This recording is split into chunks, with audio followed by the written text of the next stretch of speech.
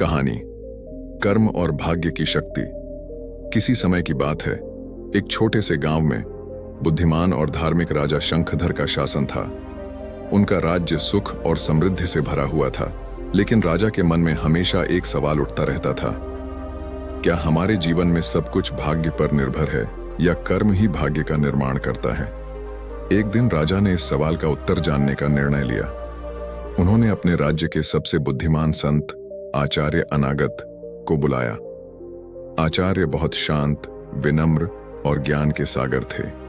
उनके चेहरे पर हमेशा एक हल्की मुस्कान रहती थी, जैसे कि वे संसार के सभी रहस्यों को जानते हों। राजा ने आचार्य से पूछा, आचार्य, क्या जीवन में सब कुछ भाग्य से तय होता है या हमारे कर्म भी इसमें भूमिका निभाते हैं?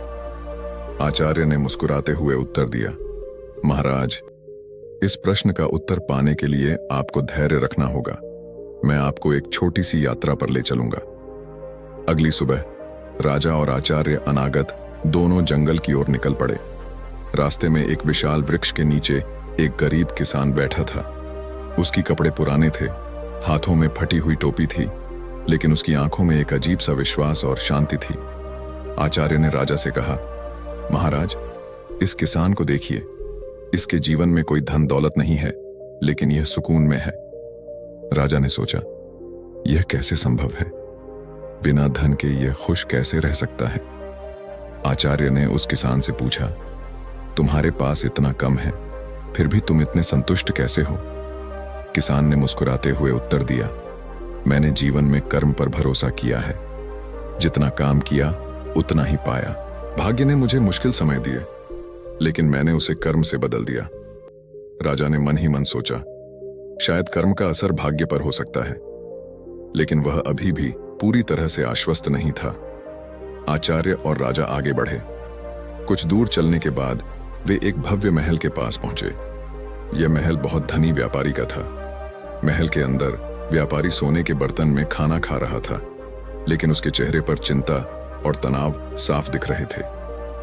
आचार्य ने राजा से कहा, महाराज, यह व्यक्ति संसार के सारे धन का मालिक है, लेकिन फिर भी इसे शांति नहीं मिली है। राजा ने व्यापारी से पूछा, तुम्हारे पास इतना धन है, फिर भी तुम खुश क्यों नहीं हो? व्यापारी ने दुखी स्वर में कहा, मैंने भाग्य पर बहुत विश्वास किया। मैंने सोचा कि अगर मैं अमीर हो जाऊं तो मुझे खुशी मिलेगी, लेकिन जितना मैं दौलत कमाता गया उतनी ही मेरी चिंताएं बढ़ती गईं। अब मैं अपने भाग्य को कोसता हूं। राजा सोच में पड़ गए। यहां तो भाग्य ने भी इस व्यापारी को शांति नहीं दी। अब वे समझने लगे थे कि सिर्फ भाग्य पर निर्भर रहना सही नहीं है। आचार्य ने राजा की तरफ देखा और कहा, महाराज, आपने देखा कि किसान ने अपने कर्मों से भाग्य को बदल दिया और व्यापारी ने भाग्य पर भरोसा किया, लेकिन शांति खो दी। यही जीवन का सच है। राजा को अब समझ आ चुका था। उन्होंने कहा, आचार्य, तो इसका मतलब है कि कर्म ही भाग्य का निर्माण करता है। हम जैसे कर्म करते हैं वैसा ही परिणाम हमें मिलता है। आचार्य ने सिर हिलाया और मुस्कुराते हुए बोले, जी हां महाराज, भाग्य हमें एक राह दिखा सकता है, लेकिन वह राह पर चलना हमारे कर्मों पर निर्भर करता है। कर्म ही भाग्य का सच्चा निर्माता है। राजा ने घर लौटकर घोषणा की, हमारे राज्य में अब सभी को अपने कर्मों का महत्व समझना होगा। कोई भी सिर्फ भाग्य पर भरोसा नहीं करेगा। हम अपने कर्मों से अपना भविष्य बनाएंगे। राज्य के लोग राजा की इस सीख को अपने जीवन में अपनाने लगे। धीरे धीरे राज्य में और भी अधिक समृद्धि और शांति फैल गई। हर व्यक्ति ने यह जान लिया था कि कर्म से बड़ा कोई भाग्य नहीं होता। आखिर में आचार्य अनागत ने राजा से कहा, महाराज, यह ध्यान रखना कि भाग्य हमें केवल मौके देता है, लेकिन उन मौकों को सफल बनाना हमारे कर्मों पर निर्भर है। राजा ने सिर झुकाकर आचार्य का धन्यवाद किया और प्रणाम किया। यह जीवन का सबसे बड़ा सबक था, कर्म ही भाग्य का निर्माता है। तो मित्रों, इस कहानी से हमें यह सीख मिलती है कि भाग्य और कर्म का खेल हमेशा हमारे हाथ में होता है। अगर हम सही कर्म करें तो हमारा भाग्य भी हमारी सहायता करता है। राजा शंखधर ने आचार्य अनागत से सीखा कि कर्म ही जीवन का असली निर्माता है। लेकिन राजा के मन में एक और सवाल उठा, अगर कर्म इतना महत्वपूर्ण है तो क्या भाग्य पूरी तरह से नगण्य है? क्या भाग्य हमें एक भी रास्ता नहीं दिखाता? आचार्य अनागत ने राजा की जिज्ञासा समझ ली। उन्होंने कहा, महाराज, भाग्य हमें अवसर जरूर देता है, वह हमारी दिशा बदल सकता है, लेकिन वह अवसर भी हमारे कर्मों से ही आएगा। भाग्य और कर्म का खेल एक दूसरे से जुड़ा हुआ है, जैसे नदी का पानी और उसकी धारा। राजा ने पूछा, क्या इसका कोई और उदाहरण है आचार्य? आचार्य मुस्कुराए और राजा को एक पहाड़ी गांव में ले गए। वहां एक बुजुर्ग महिला थी जो कई वर्षों से अकेली रहती थी। उसने अपना जीवन मेहनत और कर्म से चलाया था। उसकी आंखों में वर्षों का अनुभव और संघर्ष दिखाई देता था। राजा ने उस महिला से पूछा, तुम्हारी उम्र हो चुकी है, इतने वर्षों तक अकेले जीवन जीना कैसा रहा? महिला ने शांत स्वर में उत्तर दिया, भाग्य ने मुझे अकेला छोड़ दिया महाराज, पर मैंने हार नहीं मानी। मैंने अपने कर्मों से अपने जीवन को संवार लिया।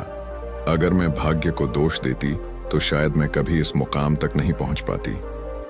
राजा ने फिर से आचार्य की तरफ देखा और कहा, यह सच है आचार्य, कर्म ने इस महिला का जीवन बदल दिया, भले ही उसका भाग्य कठिन था। आचार्य ने उत्तर दिया, महाराज, यही जीवन की सच्चाई है। भाग्य हमें चुनौतियां देता है, लेकिन कर्म हमें उन चुनौतियों से बाहर निकलने का रास्ता दिखाता है। अचानक गांव में एक युवा लड़का दौड़ता हुआ आया। वह घबराया हुआ था और बोला, महाराज, कृपया मेरी मदद करें। मेरा भाग्य बहुत खराब है। मैं जो भी काम करता हूं असफल हो जाता हूं। राजा ने आचार्य की ओर देखा और फिर लड़के से पूछा, तुमने क्या क्या प्रयास किए? लड़के ने कहा, मैंने मेहनत की, लेकिन हर बार कुछ न कुछ बुरा हो जाता है। आचार्य ने उसे शांत किया और कहा, तुम्हारे कर्म तुम्हें सफलता के करीब ला रहे हैं, लेकिन हर बार भाग्य तुम्हें चुनौती दे रहा है। इसका मतलब यह नहीं कि तुम्हारे कर्म बेकार हैं। इसका मतलब है कि तुम्हें और दृढ़ता से अपने कर्मों पर ध्यान देना होगा। लड़का थोड़ा निराश दिखा, लेकिन आचार्य ने उसे दिलासा देते हुए कहा, याद रखना, भाग्य और कर्म का यह खेल हमेशा चलता रहेगा। कभी भाग्य तुम्हारा साथ देगा और कभी कर्म, लेकिन यदि तुम कर्म में लगे रहोगे तो आखिरकार भाग्य भी तुम्हारी मेहनत के आगे झुक जाएगा। राजा ने अब पूरी तरह से समझ लिया था कि भाग्य और कर्म का तालमेल ही जीवन को आगे बढ़ाता है। उन्होंने लड़के को प्रोत्साहित किया और कहा, तुम्हारे पास शक्ति है, तुम्हारे कर्म तुम्हें तुम्हारे लक्ष्य तक पहुंचाएंगे। लड़के ने राजा की बात मानी और फिर से अपने जीवन को संवारने की ठान ली। धीरे धीरे उसकी मेहनत रंग लाई और एक दिन उसका भाग्य भी उसकी सफलता में बदल गया। आचार्य ने राजा से कहा, महाराज, कर्म ही वह बीज है जो भाग्य के वृक्ष को उगाता है। अगर हम सही समय पर सही कर्म करें तो भाग्य भी हमारे साथ हो जाता है। राजा ने इस सीख को पूरी तरह से अपने जीवन में अपना लिया। अब वे हर व्यक्ति को यह सिखाने लगे कि कर्म ही भाग्य का निर्माता है, लेकिन भाग्य को दिशा देने का काम भी हमारे कर्मों के हाथ में होता है। इस तरह राजा शंखधर के राज्य में हर व्यक्ति ने कर्म और भाग्य के इस सच्चे तालमेल को समझा और राज्य में न केवल समृद्धि बल्कि शांति और संतोष भी फैल गया। लोगों ने सीखा कि कर्म और भाग्य का खेल हमारे हाथ में है। अगर हम सही दिशा में कर्म करेंगे तो भाग्य भी हमारे साथ खड़ा होगा। अंत में थोड़ा रुकें ताकि कहानी का प्रभाव श्रोताओं के मन में गूंजता रहे। तो मित्रों, कर्म और भाग्य के इस खेल को कभी न भूलें, क्योंकि जब कर्म का हाथ मजबूत होता है तो भाग्य भी उसी के साथ चलता है। राजा शंखधर और आचार्य अनागत के बीच यह चर्चा समाप्त हो चुकी थी, लेकिन राजा के मन में एक अंतिम सवाल बाकी था।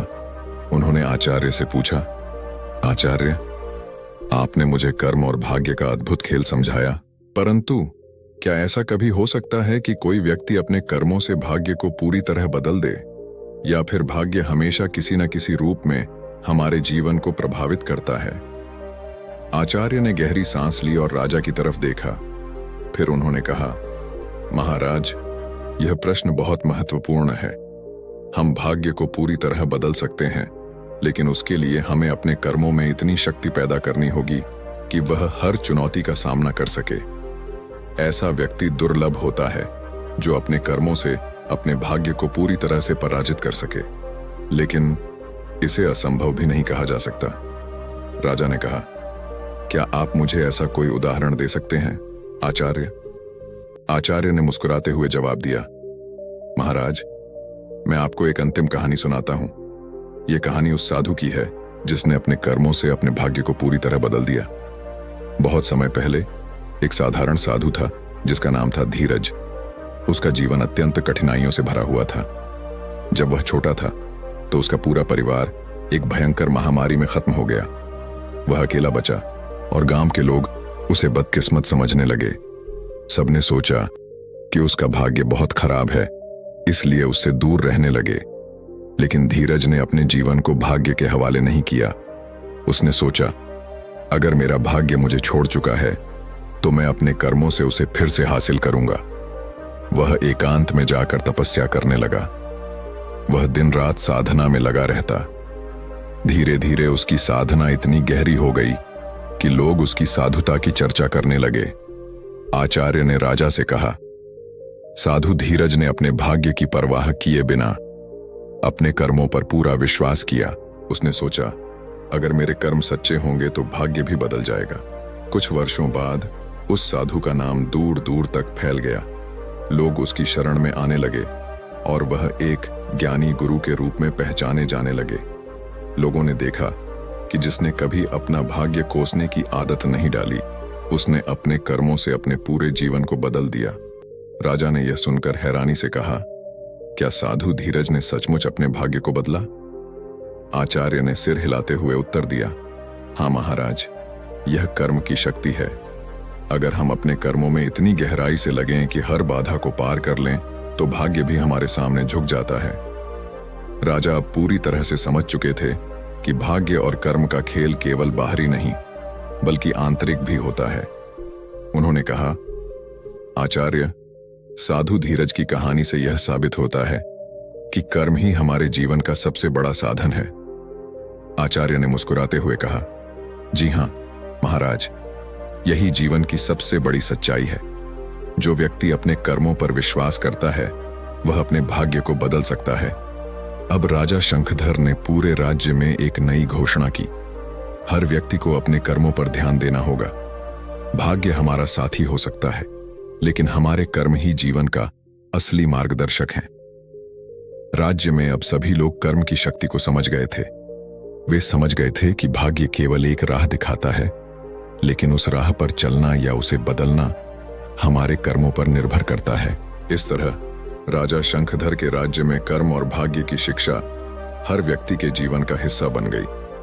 राज्य और भी अधिक समृद्ध हो गया, क्योंकि हर व्यक्ति ने समझ लिया था कि कर्म से बड़ा कोई भाग्य नहीं होता, और जब कर्म सच्चा होता है तो भाग्य भी उसके साथ चलता है।